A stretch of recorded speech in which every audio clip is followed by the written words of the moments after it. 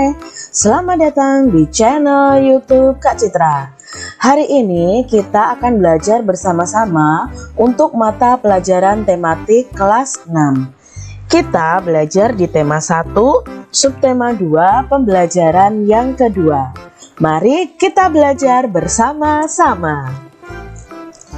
Adik-adik semuanya, ayam adalah unggas yang biasa dipelihara orang untuk diambil telurnya. Memelihara ayam diharapkan dapat memberikan penghasilan dan dapat memenuhi kebutuhan dari pemiliknya, seperti kebutuhan telur dan daging. Pernahkah adik-adik mengunjungi peternakan ayam? Kak Citra pernah nih adik-adik pergi ke peternakan ayam. Nah, di sana memang banyak ayam, tapi tempatnya juga bau ya, karena dari kotoran ayamnya sendiri itu membuat peternakan ayam itu jadi bau. Dan biasanya peternakan ayam itu dibangun jauh dari pemukiman warga.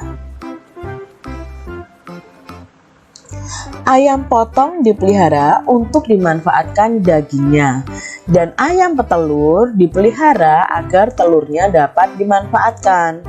Nah, adik-adik, jadi ayam itu digunakan oleh manusia itu biasanya diambil telur dan dagingnya. Jadi ya, telur dan dagingnya dimanfaatkan oleh manusia. Nah, untuk ayam potong itu biasanya dikonsumsi dagingnya, sedangkan ayam petelur itu kita konsumsi telurnya. Nah, adik-adik, tadi Kak Citra tanya, apakah kalian pernah ke peternakan ayam? Bagi kalian yang pernah, bagaimana perasaan kalian saat pergi ke sana? Pahamilah lagi kelima sila Pancasila berikut. Adik-adik, pada pembelajaran sebelumnya, kita sudah banyak membahas tentang nilai-nilai Pancasila. Dari sila ke-1 yaitu ketuhanan yang Maha Esa, sampai sila kelima yaitu keadilan sosial bagi seluruh rakyat Indonesia. Santi sangat sedih. Ayahnya baru saja bercerita bahwa penduduk setempat mengeluhkan keberadaan peternakan ayamnya. Mereka tidak tahan dengan bau yang berasal dari peternakan ayamnya. Santi bingung. Peternakan ayam Santi adalah peternakan keluarga. Usaha dari peternakan dapat menghidupi keluarga dan membiayai sekolahnya. Santi memiliki peternakan ayam petelur.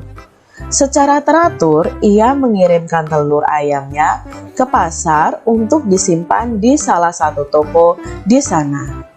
Santi tidak mau peternakan ayamnya digusur. Ia akan berusaha agar penduduk mau menerima keberadaan peternakannya. Apapun yang terjadi, Santi akan membela keluarganya agar peternakannya tetap beroperasi. Nah, di sini ada permasalahan di keluarga Santi yang memiliki peternakan ayam. Bagaimana penduduknya itu mengeluhkan keberadaan peternakan ayamnya karena baunya, adik-adik. Berdasarkan bacaan di atas, mari kita jawab pertanyaan berikut terkait dengan penerapan sila keempat Pancasila. Ya, sila keempat Pancasila sudah kita pahami bahwa di situ ada permusyawaratan, ada musyawarah dalam menyelesaikan suatu masalah. Kalian bisa diskusikan pertanyaan ini dengan teman-teman kalian atau dengan orang tua kalian. Nah, sekarang kita dengar pembahasan dari Kak Citra. Apa pendapatmu tentang sikap Santi? Nah, Santi tadi berusaha supaya penduduk bisa menerima peternakan keluarganya Santi. Nah, pendapat adik-adik apa nih tentang sikap Santi ini? Ya, nah Santi seharusnya ya kan mengadakan atau bersama keluarganya bermusyawarah dengan warga setempat. Apa yang menjadi solusi untuk masalah tersebut? Apa pendapatmu tentang sikap penduduk? Nah, sikap penduduk bagaimana menurut adik-adik semuanya? Ya, seharusnya sikap penduduk juga bersama-sama keluarga Santi menyelesaikan permasalahan yang ada. Jadi tidak hanya main gusur peternakan keluarga Santi, apalagi itu juga merupakan satu pekerjaan dari keluarga Santi. Jadi segala sesuatunya itu bisa diselesaikan dengan musyawarah. Nah, sama yang ketiga, apa yang sebaiknya Santi lakukan dalam menghadapi masalahnya?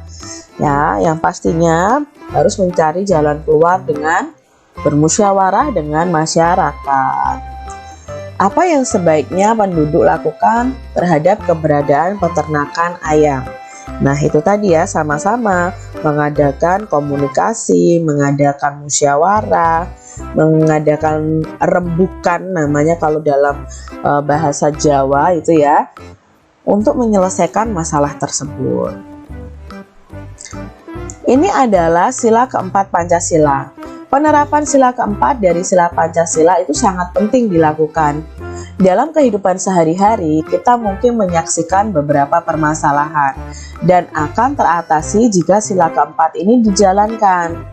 Berikut adalah contoh pelaksanaan sila keempat.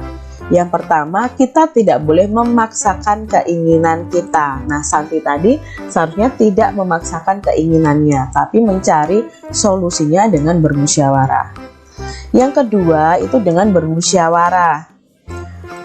Contoh yang berikutnya adalah mengutamakan kepentingan orang banyak, bukan kepentingan diri sendiri, dan menjalankan keputusan yang telah disepakati bersama.